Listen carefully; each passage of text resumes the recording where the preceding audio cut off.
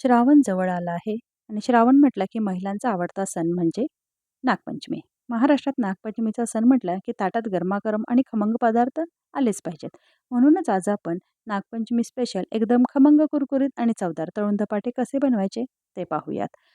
भाजणीसाठी लागणारे साहित्य measuring कपने 4 cup तांदूळ, 2 कप बाजरी, 2 कप ज्वारी, 1 कप उडीद डाळ, 1 कप नाचणी, 1 वाटी अख्खा हरभरा, 1 वाटी अख्खे मूग, 1 वाटी बारीक मटकी, 2 कप हरभरा डाळ, पाव वाटी बडीशेप, अर्धी वाटी जिरे, 1 कप अख्खे धने, 1 कप पोहे, थोडासा हिंग आणि 1 कप आपण गहू घेणार आहे. ते दाखवायचे राहून गेलेत.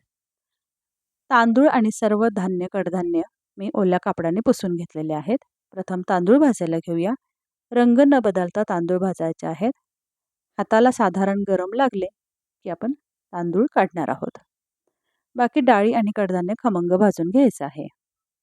अशी भाजणी तयार असेल तर धपाटे, थापून धपाटे पटकन करता येतात. मुलांना डब्याला द्यायलाही एकदम सोपे जाते.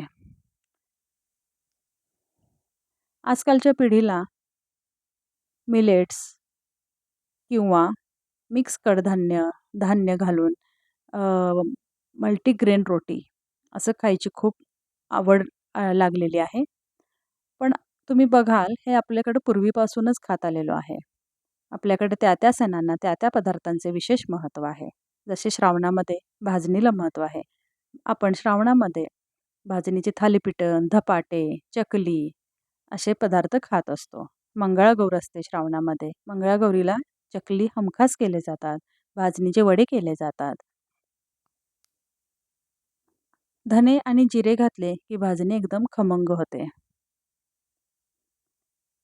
आज आपण तळून धपाटे करणार आहे. यामध्ये आपण हिरवं वाटण वापरणार आहे. खरडाच म्हणजे जवळपास तो. अशी ही भाजणे छान भाजून घ्यायची आहेत, गार करायची आणि आपण गिरणीतून दळून आणायची आहेत.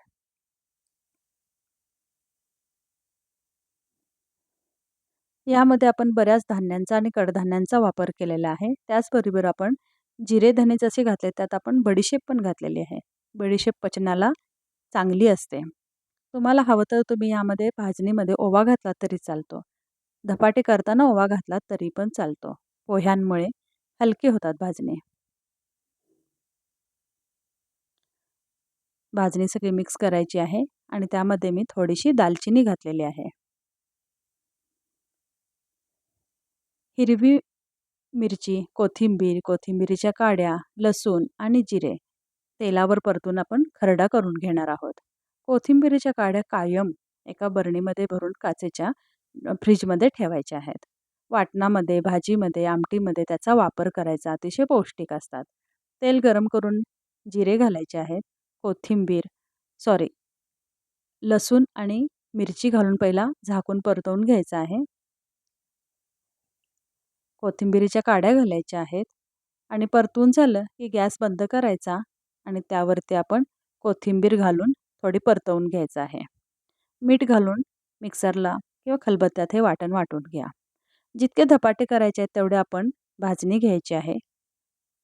थोडासा हिंग, हळद, तीळ,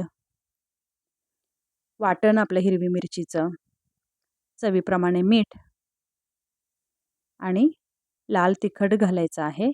आपण जे वाटण भाजून घेतलं होतं ना, त्याच कढईमध्ये थोडंसं पाणी गरम करून घेतलेलं आहे.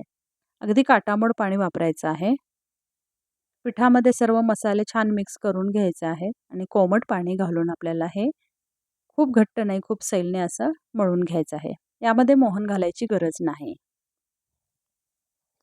या पद्धतीने पीठ मळायचं आहे.